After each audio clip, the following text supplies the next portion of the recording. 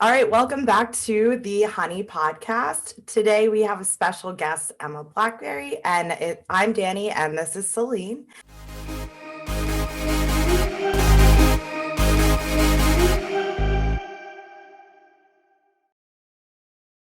And just for you guys who don't know yet, Emma Blackery, she is a YouTuber, singer-songwriter, record producer, and author. And we are just going to go around and talk about some cool stuff that she's been doing. And yeah, we're just gonna have a great old time. So to get started, we want to talk a little bit about your YouTubing. Okie doke. So how did you get started doing YouTube videos? Oh goodness. I'm going back quite a bit. I mean, the thing is, I knew we were going to be talking about YouTube, and I should have been totally prepared to hear that question. So I started back in. I mean, I started playing around with YouTube in like 2011, but the channel that I have now, I've had it since 2012. Because it's the longest thing I've ever committed to in my life. And basically I started it up to support my music that I just started doing. I'd been in a couple of local bands and they didn't work out because apparently, I guess I'm not a team player. Who knows? Sometimes when you're young, bands don't really work out. Egos get in the way. So I decided to go out on my own and become a solo musician. So I'd have full control over what I was singing, what I was writing. And I started up a little like Bandcamp page where I'd try and sell my music. And I started up my YouTube channel, just called it Emma Blackery, because I wanted to try and make music videos, self-shot music videos. I wish I still had them. Unfortunately, I don't. But I started for that reason. And it didn't really take off immediately, as things don't sometimes. And I was working in a cafe at the time. I was a waitress. I was more than a waitress, but it's easier to just say waitress for what I was doing. And in my downtime, I started watching vloggers on YouTube. I started watching people like Charlie So Cool, like Carrie Hope Fletcher, Dan and Phil. And I started watching what they were doing, and I was like, oh, I'd love to be able to do that. And there was this one vlogger who was reading and critiquing the Twilight series. He would read the books and then sort of be like, this is terrible. And I was like, I could totally take that idea and make it my own. So at the time in summer 2012, yes, it's been 9 years since the 50 Shades of Grey epidemic. Oh my gosh. Yeah, it's been 9 years. Wow. That was being talked about all of the time. So I thought, hey, I know what I can do. So in between making terrible music videos and trying to perform on my channel, I would read 50 Shades of Grey chapter by chapter and just critique it. And it was kind of like a right place, right time sort of thing, talking about the right topic. I struck gold. I didn't really realize what I was doing at the time. I didn't realize anything about algorithms and, doing trending things. I don't think trending was even a word when I was doing stuff like that. But it took off. And I think I reached like 25 or 30,000 subscribers by the end of the year. So like 6 months, which 30,000 in 6 months back in 2012 was a really big deal. Oh yeah. It was a really big thing. And I think by February or March, I had 100,000. And it was one of the fastest growing channels in the UK. 100,000 was like what like 5 million would be like now, pretty much. Yeah. Well, I mean, by which I mean 5 million doesn't sound like that much anymore. I mean, you're saying those numbers so and they're still impressive to me. They're impressive to me. They're impressive to me. I was still at 1.3 million subscribers, but so everything just sort of took off from there, and people started tuning in for my personality. I started trying to do like comedy sketches because I really liked what Dan and Phil were doing. I really liked to sort of cut away, hey guys, I'm so relatable kind of thing. So I started trying to do that, and I just ended up building this channel based around my personality, which is a scary job to have when your job is just being you and talking about you. That is all of the kind of terrifying, right? Yeah, there's only so much you can really go on about for 9 years before you feel like everyone knows you better than you do. But yeah, that's how it started, and I'm still doing it now. And obviously, through the comedy and things like that, I was able to talk more about my music and share it more. Now I've been around the world. I've done really cool, awesome shows. I've had great opportunities in like arenas and support tours, and I never ever thought this was going to happen when I started this channel, like at all. So it's been a really crazy decade of my life. A wild ride, but I A respect wild that. ride. Emma Blackery, Yeah. a wild Wild ride. I ride, want that. Oh, I a want that on title. I want that on my tombstone. That's awesome. That's amazing. I should probably say autobiography, but I'll go with tombstone instead. It sounds better. Either way, It's been wild. I think that's pretty awesome and incredible. And a fun fact about 50 Shades of Grey, when I read it for the first time, like I knew generally what it was, but like not like totally. And I read it like when I had jury duty. So the whole like I was reading it when it was so bad. Like, Were you reading it in the courtroom? Yes. I had no clue what it was. Like I knew it was bad, but like I was like, why are people staring at me right now? Like, what's the problem? Oh my gosh. When you're trying to listen to all the facts of a case and decide whether someone's guilty or not. I'm just sitting there reading, and it was okay. I know that the rules of jury duty that you can't disclose anything, but I like to believe it's a really serious case. And here I am just sitting. Just like, oh, Anna's got her flaps out. Ooh, the judge just looking at you like, what the hell is she doing? We need to decide if this man has ruined these lives or not. And you're reading about Kegels. That's so bad. My mom was like, are you serious? You really took that in there? And I was like, what? That's I didn't know. And what did you get to like chapter 4 and go, oh, that's why everyone's looking at me? Yeah. I like turn up the next day with like an encyclopedia or something. Yeah, it was so bad. But that's awesome. So I just had that's to like, amazing. I'm so glad you shared that. Oh my god.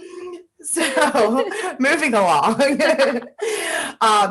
So we know how you got started. How do you kind of stay relevant, especially with like a lot of YouTubers out there? How do you make content that is like relevant? And it is because people are watching you. So like, how do you? Especially because YouTube's changed so much within 10 years. Like that's the thing. I've seen it change so much. I've seen it go from being like this pretty small website that looked completely ancient and terrible to this absolute behemoth. And you know what, the idea of relevancy and things like that, it's changed so much. When I first started, if I had 30,000 people watching my videos, I would have cried. When I did get 30,000, I was like, oh my God, like, how's this can't get any bigger. This is insane. And now I'll have 30,000 people watch my video and people go, but you have 1.3 million subscribers and only 30,000 people watch. That's so embarrassing. Like, what are you doing? You're so irrelevant. The internet's got really mean. I mean, it's always been mean, but it's got a lot meaner in the last 10 years. And I want to make a video about this attraction to negativity that people have. But going back to your question, the idea of relevancy, I really admire people that can jump on trending topics and just, make it about themselves, like at the click of a finger, because I've never ever been able to do that. When I struck lucky with 50 Shades of Grey, it was a total fluke. I had no idea what I was doing. I just thought it would be funny. But I've never really made anything successful through jumping on a trend that's being talked about at the moment. One of my biggest videos, I think, was me complaining about Google's attempt at a social media website, Google Plus. But it wasn't like everyone was talking about it. I think the problem was no one was talking about it. So there's the idea of trying to talk about things that everyone else is talking about.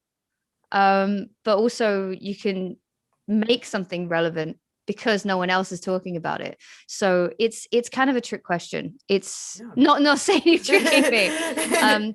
But the thing is with relevancy is I used to really strive to hit that topic, go viral. As soon as you've had one viral video, like you're constantly chasing your own tail, and it can get very poisonous.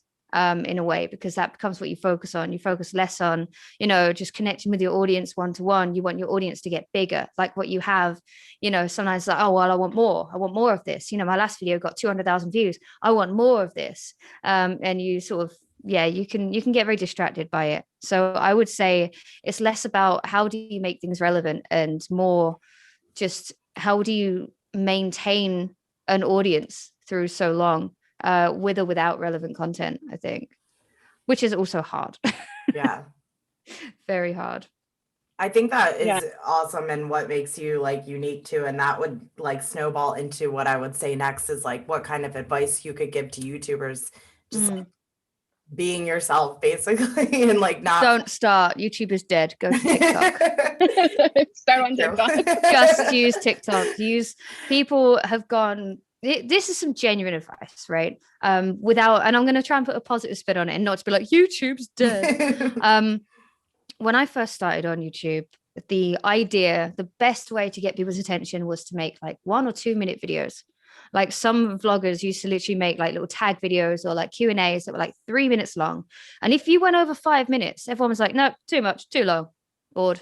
And as YouTube progressed and audiences came in, and it became this big source of entertainment, you know, replacing TV, replacing going to the movies. People would just start watching things on YouTube. The content got longer. People started making short films, documentaries, gaming videos. Like gamers, like, you know, were on the rise. And I think that, you know, the rise in gaming YouTubers pushed that sort of video length like further and further and further. And then about 5 or 6 years ago, YouTubers clicked onto this idea that if you made your video over 10 minutes long, then YouTube will put like 3 or 4 ads on your video instead of 1. So there was this monetary drive of now you might still see videos that are like 10 minutes and 2 seconds long, and there's like 4 minutes of absolute no content whatsoever. It's someone just saying the same thing. It's like someone trying to reach a word count on an essay. They don't know what they're talking about. And it started through, you know, this monetary incentive that people had, and then viewers got used to it. Now, if anything, you know, anything on YouTube is under 10 minutes, people are like, well, what's the point in watching that? Like, right. I'm not gonna.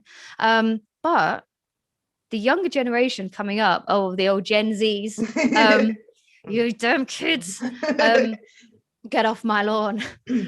Now they've been introduced to, you know, the idea of like, this Vine came along, 6 seconds, you know, then that became, you know, then there was Musical.ly, which obviously became TikTok, and now short form content is back. Now everyone wants something in 60 seconds or less, you know. So the idea of YouTube videos that people still have to pretty much make 10 minutes or over, because people who still watch YouTube won't watch shorter videos than that. It's not bringing in this younger audience because they're seeing the video length and going, I don't need 10 minutes of something. Give me making a cake in 20 seconds. Right. So YouTube's kind of stuck in this weird place at the moment. I think this weird medium where you can't go short and you can't get new audiences through going too long. So I would genuinely say, diversify. If you've already started on YouTube, diversify your content. Go to TikTok, go to Instagram, go to Twitter, which is something that I'm trying to do more this year. Try and use more social media platforms for my content than just YouTube. Because at the moment, it's like I'll make YouTube videos, but then I'll maybe occasionally tweet something and maybe occasionally post on Instagram. And I hardly use TikTok. I really want to get into it because it's where the kids are at. Spread out everywhere. For sure. I know. TikTok is hilarious. TikTok is it's mad. so funny. I was sitting there peeing my pants last night in bed, and my boyfriend was like, "Are you okay?" He had to come check on me because he thought I was like crying, and I kind of was. There was a video of a hamster shoving like a really long stem of broccoli in his cheeks, and I saw that one. It's so funny. His name was Horace. And then they pull it out, and I'm like, oh my goodness. His name was Horace, and this woman's like, no, she's like, no, Horace, you can't. I need to see that one. I have not seen that yet. There needs to be a series of millennials explaining TikToks to other people without letting them see them first, because that was just painful. That was painful already in that 5 seconds of me trying to do it. There needs to be a game show for millennials explaining Gen Z content. That would be Oh, so God. funny. We TikTok's, like, get so hard. enough hate from Gen Z, I think. I don't think we need to try and explain their That's humor. true. It was, what was that meme? Why That are was we like, getting dunked on now? it was like, if you We're wear getting skinny dunked on for jeans, side parts. and yeah, like skinny I jeans. definitely have a side part. side parts, liking Harry Potter, loving avocados, and not being able to buy houses. That's It's so like- Yeah, it's like, come on. I saw something on We Twitter the used other to be day. cool. I saw something on Twitter the other day, like one of these Gen Z community members, like it's a group, said something like, "Oh, you know, millennials have the nerve to mock us. Like, you're old. Take us to school." I was like, Hello. "I'm 29. I'm not 50. You know, we're basically boomers now. So that's it." You know, I swear when people, I've said the story before, but my roommate, she said something to me one day and she's like, "You're 31." And I was like, "Excuse me, I am yeah, still like it's 30. like that's the punchline, right? I'm 30 still, you're 31. And she was like, "You have 4 months." And I was like, "Yeah, 4 more months. It's I'm 30. awful. Don't take this Like- from me. Don't take it." I was really hoping that Gen Z would start taking our side with stuff because, you know, when everyone was going, "Oh, okay, boomer," you know, millennials and Gen Zs were both doing it and it was great. And then, you know, the boomers got mad at us, being like, "Oh, you millennials with your shutting down libraries," and we're just like, "Yeah, okay, you got nothing on us." So they're dunking on us, and then Gen Z turns on us as well. Like, "Oh, you guys buy cups that say live, laugh, love." And it's like, no, we don't. No, we That's our parents. parents. No. Oh my gosh, it's so terrible. My boyfriend was born in 1980, so he's 40. So he's just on the cusp of being classed as Gen X. And he takes such wow. pride in it because they're the only generation that gets no shit at all. They get That's nothing. true. It's like, you guys consume plastic and cause the housing crisis, but sure, you walk away looking dull because you had MTV, okay? You know, you're the Pepsi generation and you got away with everything. It's not fair. I get very upset. I get very It really upset. isn't. We get way too much smoke. I don't know what that is. I don't know what we've done, but I feel like there's still gonna be like Gen Zs are watching this and just being like, "Oh my god, they're so horrible. cringe. They're so cringe. They're just old women bitching, cringe with their little like star emojis." I don't understand. Right. I don't understand the internet anymore. I started in 2012. It took me forever to get on the Yeah. TikTok train, and even though I'm Me on it, like too. I just watch them. I don't make any contact, and like people will follow me, and I'm like, why? Yeah, I'm like, why are you following me? I've made like 6 videos in a year. I remember when Musical.ly started, and I was like, I'm not gonna lip sync to anything, and I still haven't really. I mean, Yeah. I don't think I have lip synced to anything yet. Oh God, when I do, it's over for me. Oh God, You're gonna I play never back the had a clip. Vine. I never had Vine. I never had Musical.ly. You know, I need to. This is the problem. This is why I'm. You're that's why the branching out now. This You're is doing why the it now. kids are mean and call me irrelevant. I don't hop on the It's trends. never too late. It's never too late. I think there definitely becomes a point where it's too late. I think I'm on the cusp of too late all of the time. Same. Oh, can we just go and That's like- start a book club and, you know, talk about coffee and read Harry Potter or something? Orphan. And I not- literally can we tweet just, like, out, I'm not- like, someone can we join a just, book like, club with me. We can just like not buy property together. It would be great. I We think just that's a rent fine idea. forever. Yeah, I'd like And that. avocado toast. They can make fun of us Oh, all they want. I hate avocado, but I will eat it. I actually really Just- don't like avocado either, honestly. I don't think I many of us love it. do. I think we fell into the trap. Celine's different. Celine's one of the weird ones. I'm just built different. That's the most millennial fucking thing I've ever heard. I'm just built different. That was perfect. That was the God, most perfect That's thing. the best thing ever. Do you rub garlic on your toast as well, Celine? I sometimes do. We Yeah, actually yeah. just recently had a conversation about toast and how good toast is. Of course you have. You're feeding Literally into the- yesterday. This is why they mock us. This is why they mock us. We make homemade bruschetta. That is so funny. Oh my gosh. All right.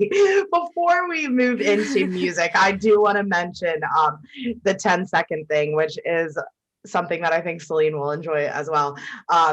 You building a Sims house in 10 seconds is one of Oh the my videos, god. and we love the Sims around here, and I probably just made us feel old again, but Well, I can love you it. tell us a I bit- played The Sims 1.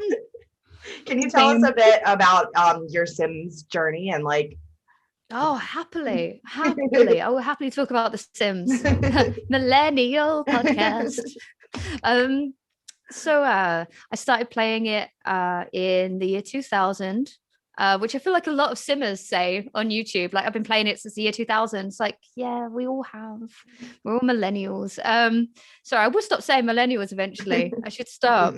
I started in 2000 because we had this terrible like PC tower in my house, and my dad was like trying to teach me how to use the computer.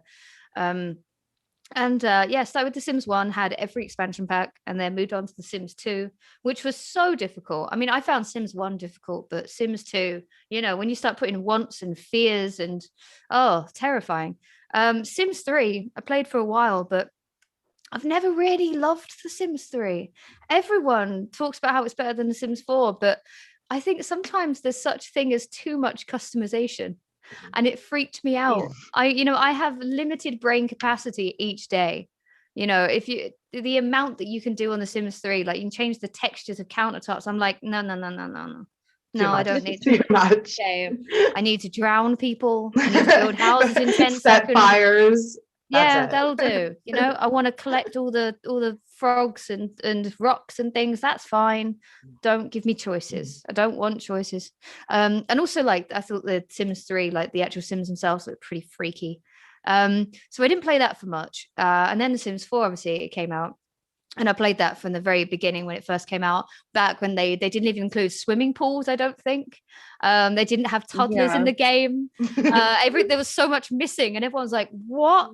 We've gone from The Sims 3 where you've got open worlds to this. But I always loved it. I always loved The Sims 4. I love the simplicity of it. And I defend it. Not vocally usually. But I haven't played it in a while. I haven't played it since I last made a gaming video on it. So I haven't. There's quite a few updates that I've missed. I think there's like a snow resort one that I haven't got yet, which looks really cool. That's how behind I am. Apparently there's a new paranormal one out. That's fun too. That's the thing. I'm so bad. I need to catch up. That's the thing I usually do. That's the thing. The only one I didn't buy was I didn't buy the Star Wars one, and I haven't bought the knitting one yet. But I do like the idea of the knitting one. That one's really cute. Showing the my Star age. Wars one. I wish I could get my money back from that. I think everyone says that. I mean, the thing is, I like the original Star Wars movies, but I don't enjoy Star Wars enough to spend the money on Star Wars. I think they reduced the price after like a week of that one, like to like $10. I was like, ooh, yeah. But yeah, I mean, as soon as I click on Origin and start it up again, I'll buy the packs that I've been missing, and then I'll go on a binge for about 2 weeks where I do nothing except play The Sims, and then not play it again for another 6 months, and then play it again intensely for 2 weeks. At the minute, I'm just playing Stardew Valley on my Nintendo Switch. I'm really late to the game with that one. Everyone's been loving it for years. It's like a farming simulator.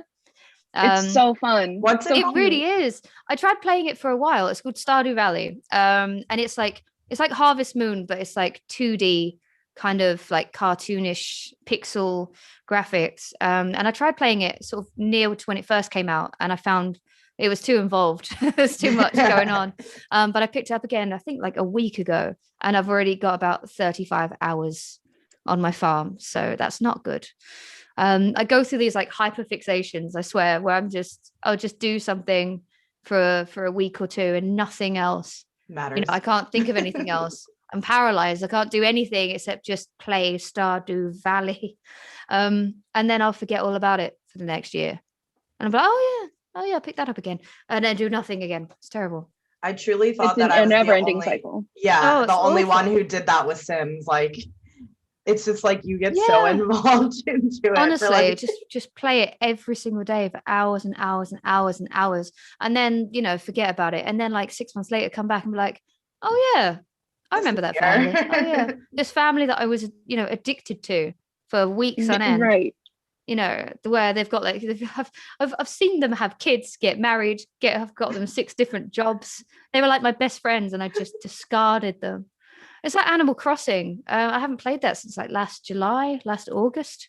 They're probably wondering where the hell I've gone. They do ask you. Your poor villagers. That's the thing. I can't return now.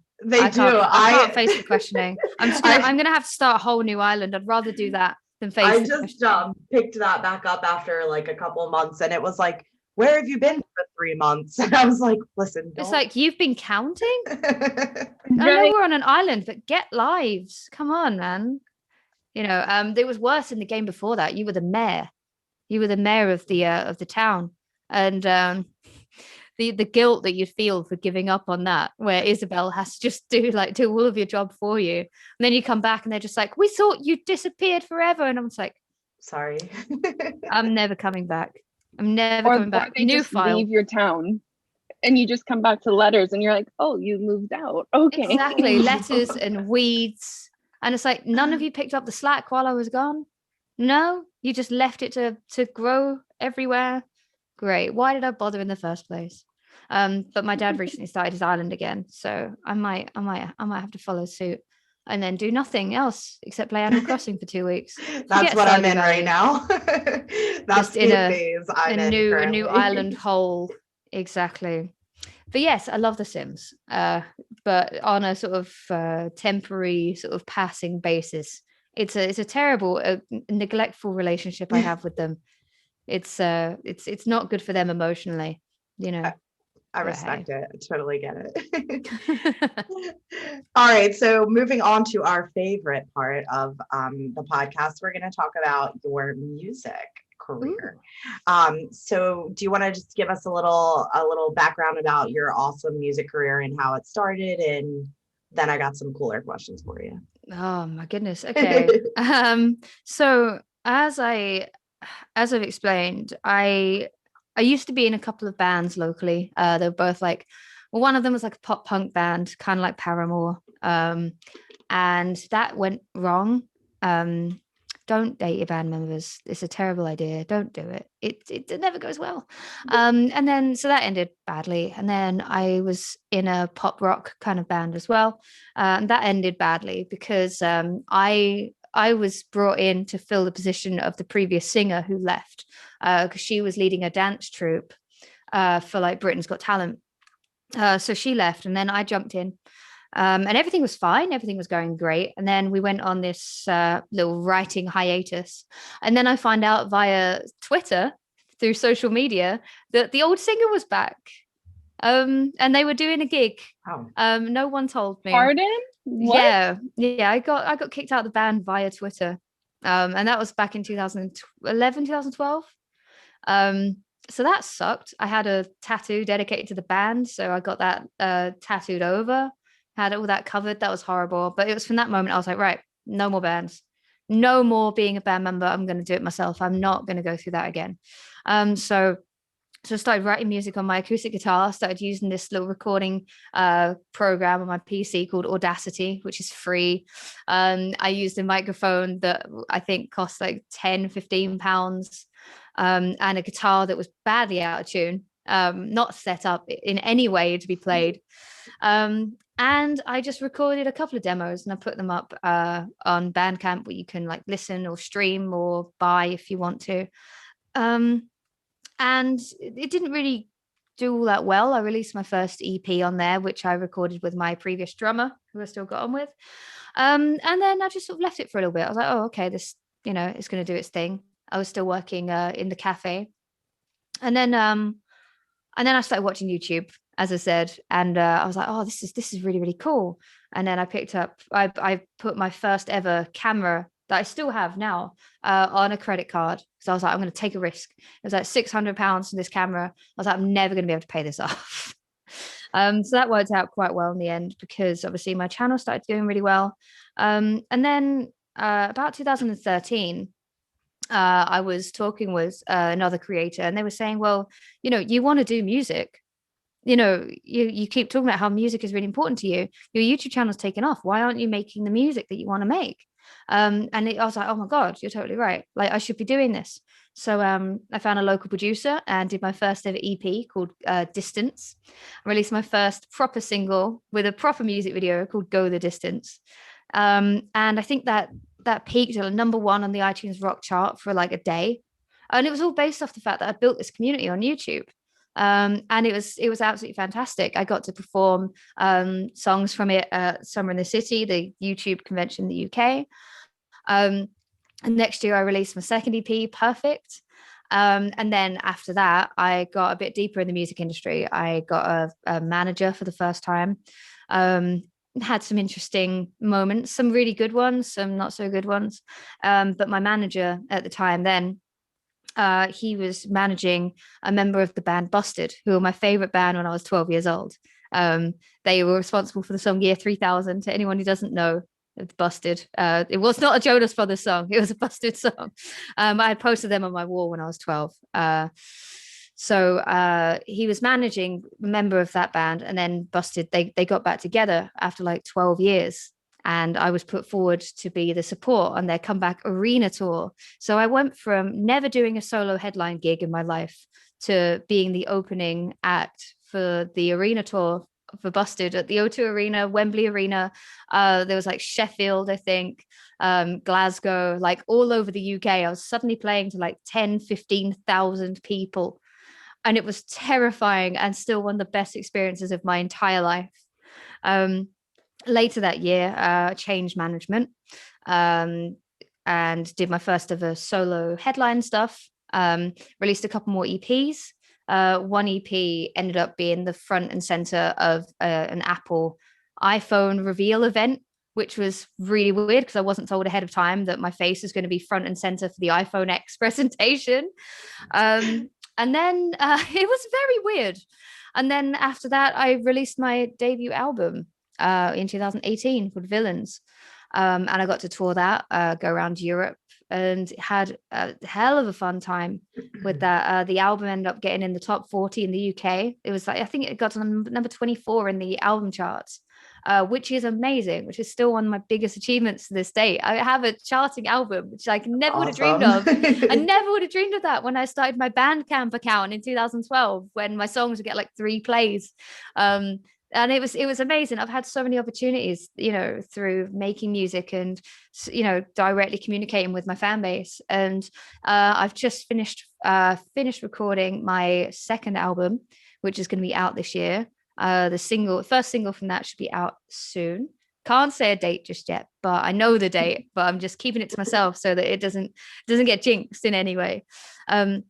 But it's out very soon. And I'm really excited. First second album. It's scary, always scary following your first album. But the dreaded second album, as they call it, the sophomore release. I feel like I always like second albums more. Well, yeah, like the artist sort of knows their strengths and weaknesses, I think, by that point. Like at this point, I think I've done like 6 EPs and 1 full-length album. That's a long time. I've got quite the back catalogue now. I've seen the best parts of the music industry. I've seen the worst parts of the music industry. I've had some real sort of professional run-ins in my life that have, not always been to my benefit. But I've learned a lot of lessons because I gave up a lot of control for quite a bit of it. And I've learned the hard way, little things like retaining control where you can and just keeping your eyes on the ball. And I'm finally sort of over that hump now, and I'm recovering from that, and I'm taking everything I've learned, I'm putting it into my new stuff, and I can't wait for people to hear it. So that was a long story. I'm sorry. I went right Honestly, from the beginning. You knocked out like 3 of my questions. So awesome. Nailed it. To see you crossing things off like, oh, she's covered that. I'm like, I had Busted written down. I was like, pop punk. I love pop punk. So me too. I love like Yellow Card and they're my favorite. I've got a neck deep shirt on right now. You do. Oh I do. Goodness. I do. I didn't even notice. I'm still wearing, striped hoodies from 2004. So we love that. Us millennials, we love that. I knew you. I'm so glad you said that. I went to go and say it. I went and stopped. I was like, not again. Don't be the one saying that. So who else are you kind of listening to right now? Oh my goodness. I'm always asked, like, who are your current inspirations and what are you listening to right now? And every time I'm asked that, I'm just like, how do I explain that Yeah. that I listen to the same like 5 albums over and over? I think as a musician, you're kind of expected to keep your eyes like out for every and any new musician there is out there. And I kind of don't. I don't know why. Music really is my life, but I don't spend a lot of my time sort of searching out new stuff. If it comes up on my radar, that's awesome. But I mean, I revisit Taylor Swift all of the time because I love Taylor Swift. That's a millennial thing to say. I love Taylor Swift. Hayley Williams, her latest album is amazing. Her first album is So amazing. good. 2 albums in 2 years. Woman, what am I supposed to do with that? Crazy. And Just crying the whole time. oh God, just tears all over the place. I've been revisiting Lorde recently. She needs to come back. I'm getting very tired of no new Lorde music. It's been 4 years, girl. Please give us something. And that's really about it at the moment. I wish I had a more exciting answer, but I've been taking a lot of time to just revisit the stuff that I fell in love with a few years ago. And it's been a good journey. So. I love that you're stacked with female artists. That's awesome. I love to hear that. You know what? There's not a lot of male artists I listen to anymore. Like I used to. I mean, my favorite. I always said, like, for many years, like, my favorite band's Placebo. I know every song inside out. And now, like, recalling the music that I listen to, it's just women. We're just better at it. Sorry. I love it. We're just better. It's kind of interesting how the music industry is such a male-dominated world professionally, but in my opinion, the artists I love the most are all female. I think artistically, I think we're seeing a real. I mean, I think women have always fucking absolutely smashed it. Sorry for swearing. Sorry, editor.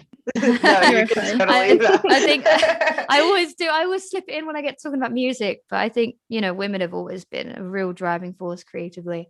And now we're finally seeing like a real surge in, female producers as well.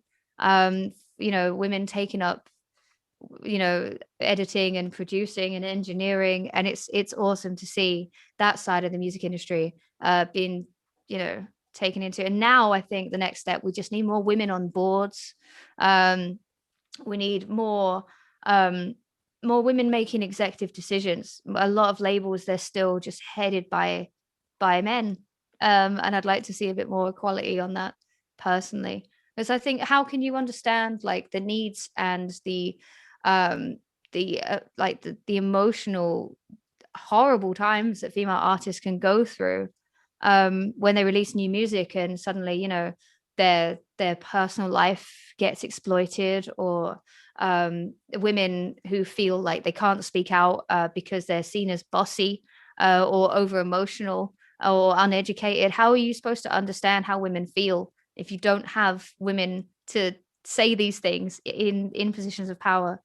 So I think that's definitely a next step that needs to happen, alongside more female producers as well.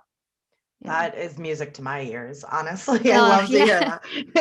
And you do a bit of producing yourself too, right? I do. That's awesome. I produce a lot of my own demos. The first song that I ever released that I produced fully, it was on my last EP called History of Touches. But even then, I still put in brackets demo on it, because I wasn't quite ready to own the fact that, I produced all of this and I'm releasing it. I kind of wish that I hadn't put the word demo now, because it sounds great. And I'm really proud of it. Every part of that, like from start to finish, production wise, was all me. My debut album, even though I have another life lesson for you here, even though if you look up the credits on my debut album, I have no producer credit whatsoever.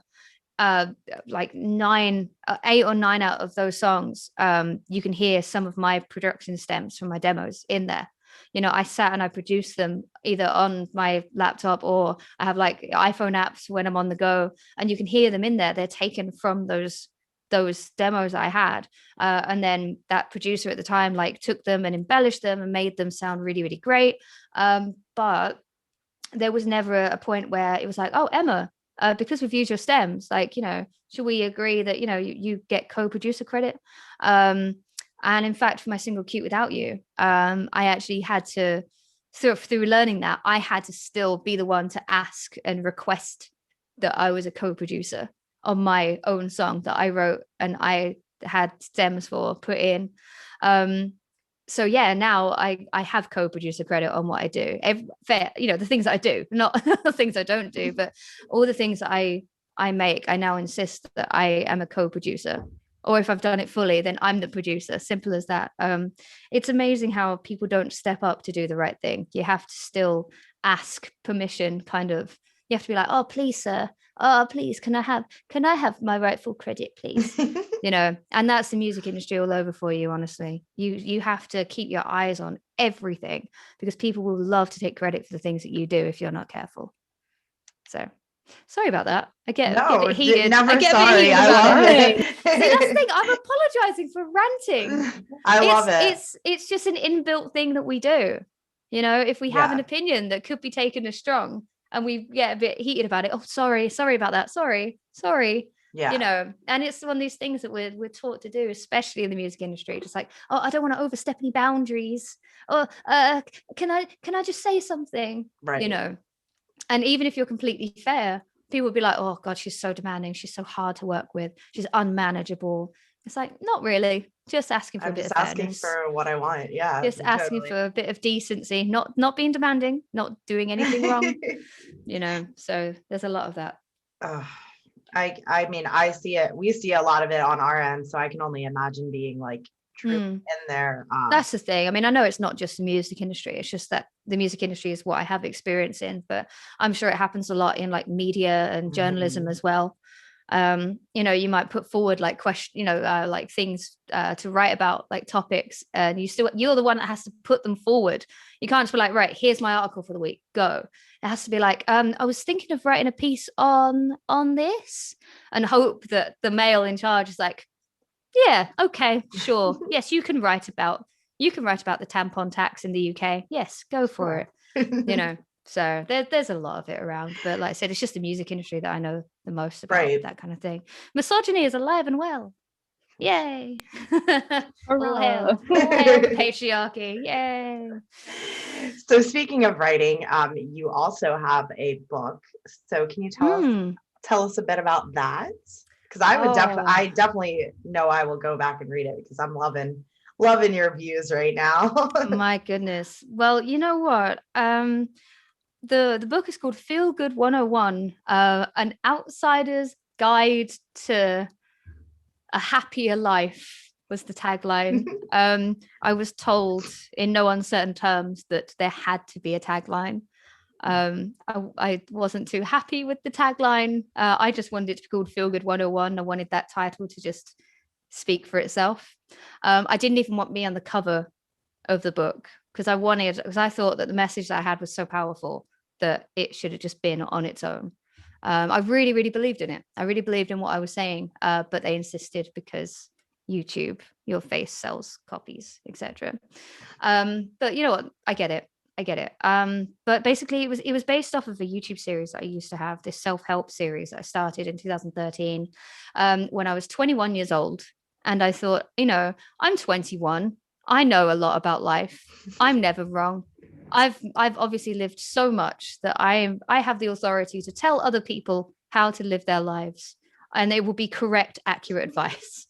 Not necessarily aging that well. But I used to talk about things like bullying and depression, and I was very sort of gung-ho, kind of like, you need to do this. This is what you need to do. Like, and it was kind of this like tough love kind of thing. And it was really appreciated at the time. I think going back with that video series specifically, I think I'd probably, if I was tackling those topics now, I think I'm a bit more advised on them. I think I've gone through a lot more between the ages of 21 and 29. You do a lot of your growing up in your 20s. And I think I do things differently. There are a few things in the book which I'll talk about more, where I'd probably word things a bit different. I actually have a series on my Patreon where I'm rereading my book right now, and talking about like what I still agree with and what I might reword differently. But the book series, I really didn't like YouTube books for a while. Like the idea of, well, I'm a YouTuber, now I have a book. It's like you never wanted to be an author. You never had this dream. Why are you doing it? And I used to be really outspoken about it. I used to be like, oh, YouTubers writing books, profiting, because I was a very outspoken person and everyone just wanted my opinion on everything at the time. And then my sister, she's 14 now, I think. Sorry, I'm terrible. 13. She's 13 going on 14. Sister of the year. She was about she was like 7 or 8, I think. And I discovered that she had fallen in love with YouTube and that she was watching the videos of people that I'd slagged off and bitched about. And they made her really happy. And I was like, all this time I've been pushing this idea of like, oh, you can't write books. But if these products, if these books were making someone happy, if they were teaching someone something and gave them entertainment and happiness, what's the problem with that? So I made a video about that and correcting myself and saying, look, I was really pig-headed. And then the very next day, a book publisher contacted me because they'd had their eye on me for years and years. And I think the email tagline was, so you don't hate YouTube books anymore. And yeah, with that new attitude of kind of like, you know what, if I have this outreach and my words can help someone or entertain someone, what's the harm with that? With that mindset, they said you don't hate YouTube books. If you were to write a book, what would you want it to be about? So they really just wanted me to write a book. It wasn't necessarily like any topic. And I said, the only way you're going to get me to write a book is if it can help people, if it can be something like a guide that I didn't have when I was 13, 14, being bullied, first relationships, getting dumped, or find your first job. If it can't be that, I can't do it. And luckily they thought it was a great idea. So Feel Good 101, the book, came about, and I spent the next year of my life writing it, by which I mean putting it off and then writing about 6 chapters the day before the deadline, because apparently that's how writing works, and I had no idea. I'd have to force myself to go to like independent cafes and sit there with music on and be like, oh, I have to write in a public environment because that will be inspiring. I couldn't write at home at all. I would write on trains and I'd write, in cafes and things like that, proper like ticking the cliche box. But yeah, it was a really interesting thing. I think I learned a lot about myself. I had to go back through a lot of memories. I had to go back to like when my parents separated and when I was bullied and first times and things like that. And, it was interesting looking back through my life to give advice to people. And it's interesting how like I released that in 2017. It was in the Sunday Times bestseller chart. It was in the top 10. I think it's like number 4. I got to do like a little book tour, like little book signing tour, and it was really, really fun. But like that was 2017. It's only been 4 years, and I'm reading it now and I'm just like, I'd probably word that a bit differently now. I still think a lot of it is really valid and I'm still really, really proud of it. But it's always worth bearing in mind that authors don't always have this big authority on what is right and what is wrong. Even like, the most like how can I put it? Like people who have like got degrees and things like that in psychology and things, like they might change their opinion on things that they've written through time. So it's always worth, when you read self-help books, I would say just don't take everything as absolute gospel. Be like, well, this person said I have to do it this way. You have to apply things to your own life. So I ranted again, didn't I? I went off again. No, we love that. Long stories again. But yeah, I'm really proud of it. I mean, honestly, I think that is awesome. And it pushed me right into the final segue of what I wanted to talk about with you. So Amazing. Awesome job. You're killing it.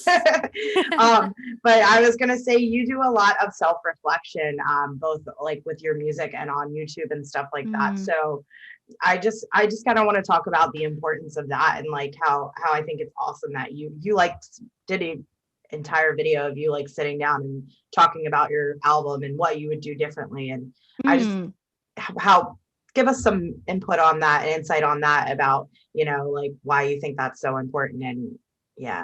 I think the reason that it looks like I do a lot of self-reflection now is because I went through the majority of my big sort of YouTube career where everything was snowballing all of the time, not doing any self-reflection as a human being at all.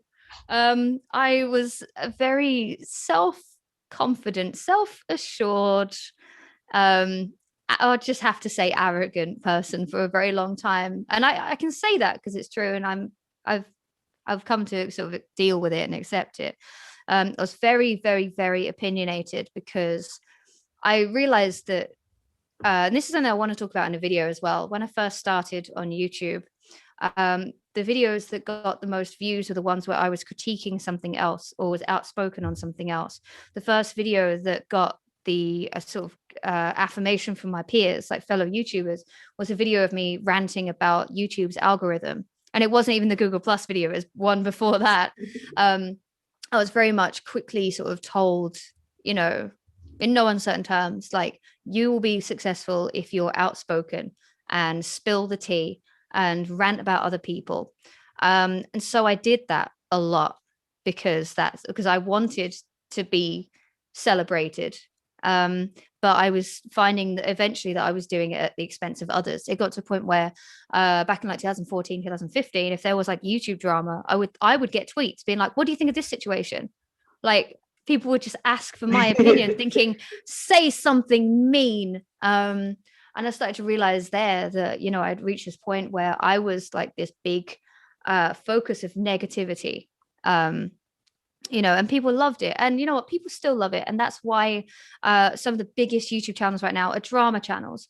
That's why there was the Dramageddon of the beauty world, and people were loving it. And, you know, people celebrate the downfall of people. It's this attraction to negativity that people have. People love the gossip. They love the juice.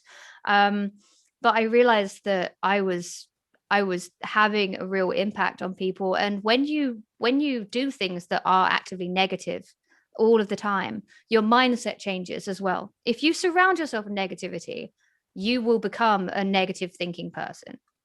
And I just became someone that, you know, was angry all of the time. I had to be angry about something, whether it's someone else or an industry or myself. I had to find something that was wrong. And if I'd just done a little bit more self-reflection to begin with, I could have saved myself a lot of anger, I think. And I could have had a more positive effect on people who were watching me as well. Because my YouTube channel did so well so quickly, a lot of it went to my head very quickly as well. I didn't always have the best attitude towards fans that would ask what I thought were like obvious questions or silly questions, you know, and I'd reply in a way that I thought was fair. I'd say, well, I'm just replying how I've been spoken to. But these were kids, right? These are like 14-year-olds. And there have been like people recently saying, you know, like 7 years ago, like you were really bitchy towards me. And I was like, you remember that? No, but like seriously, like you remember that 7 years on, like that stayed with you, and your opinion of me is still based on that negative interaction, because negative interactions you have with people will always stay with you longer than positive ones. I always say this analogy. You don't mind me going on and ranting about? No, not at all. We love it. Good. Okay. So I always say this. Imagine that you're in a room and your whole job is to meet 100 people in that room. You have to go down a line of people in post-COVID times, where you have to go down this line and shake the hands of 100 people, one by one by one by one by one. 99% of these people, you shake their hand, they're lovely, they say, oh, I love your work, oh, it's great to meet you. The one person, doesn't matter where they are in that line, doesn't shake your hand and slaps you around the face. And then you go home after that day, or someone asks you a year later, do you remember that time that you met 100 people? What do you think of first? What do you remember? Do you remember like, oh yeah, I shook 99 hands and it was all really, really great? Or do you go, oh, the time I got slapped in the face? Negative interactions always stay with you longer. So I could be really polite and lovely to a lot of my fans, and I have been. So I've been told, which is wonderful. But if someone used to like catch me on a bad day, and I'd like snap online or something like that, or even in person, be like a little bit standoffish, because I do get a bit like anxious and nervous at like public meetings and stuff, you know, meet and greets and things like that. You know, if people have that negative interaction with you, they'll remember it and it will stay with them. Like it would, you know, if I met Taylor Swift and she was rude to me, I'd be really upset and confused. So I've been doing a lot of, as you might be able to tell, I've been doing a lot of self-reflection on that and the way that I used to come across, even though I used to believe that I wasn't doing anything wrong or unfair. You know, there's been a lot recently where I haven't really had I've never had so much time in my life to sort of reflect on how I've been. So I've been doing a ton of self-reflection and how I want to, you know, treat people going forward. And I hope that I can rewire the way that people associate, you know, me with positive or negative emotions. But I also have to accept that that may not happen. You know, people may still be like, well, she seems like she's changed, but you know, she was rude once, you know, and that I have to accept that that's totally fine. You know, I cannot expect people to believe anything they don't want to, and I cannot believe I cannot expect people to just accept, oh, I've changed, I'm sorry I was rude. You know, that's not down to me, that's down to them. So that's where I'm at with self-reflection right now. I totally respect that, though. I mean, I think that's a huge, huge learning lesson. And it's so important for, I think, people to come to that realization of exactly what you just said. Like, you can't control what other people think about you or this and that. And it's all a growing, learning experience. For sure. Yeah, things just got really big really quick. And I never anticipated it. I wasn't exactly raised to be the most kind, humble person. I think that's fair to say. I was an only child. And my dad, God bless him, I love him so much, but like he's a very strong-minded person. And I was raised to be that way as well. You know, being wronged is a terrible, terrible thing. And you must tell people when you've been wronged all of the time. And I've had to sort of take a step back and unlearn that myself. And I think I've made some real progress with it. You know, this has felt like a therapy session. So. Well, I'm glad that we've been that for you. That's awesome. So before we wrap up, side note, I called you the wrong name in the beginning and no one corrected me. I let it go. See, I've moved. I've transcended now.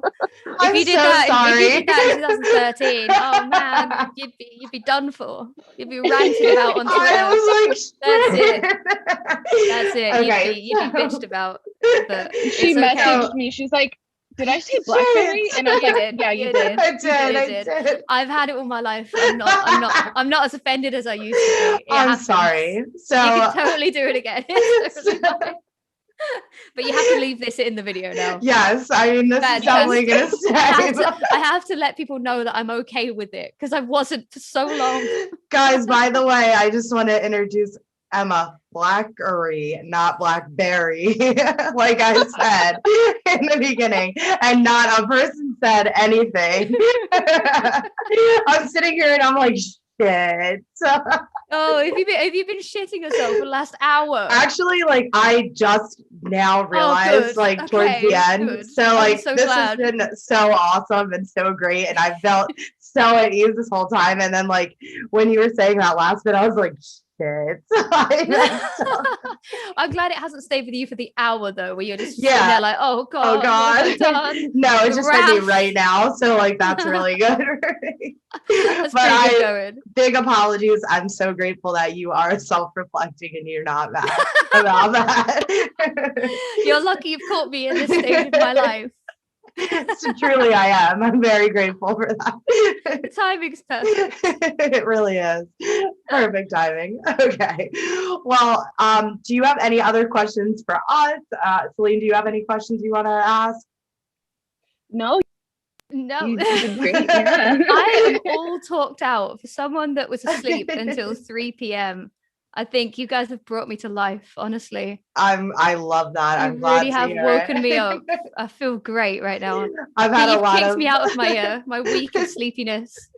A lot of laughs, a lot of super awesome insights. So I am very thankful, and us at the Honey Pop are super thankful that you were able to come out and join us today. It's been awesome. No, I've always been such big fans of you guys, and you've always supported everything that I've done. So it's been really wonderful being here. Thank you for having me. Of course, we've got some super big fans of yours as well. So I can't wait for them to see it as well.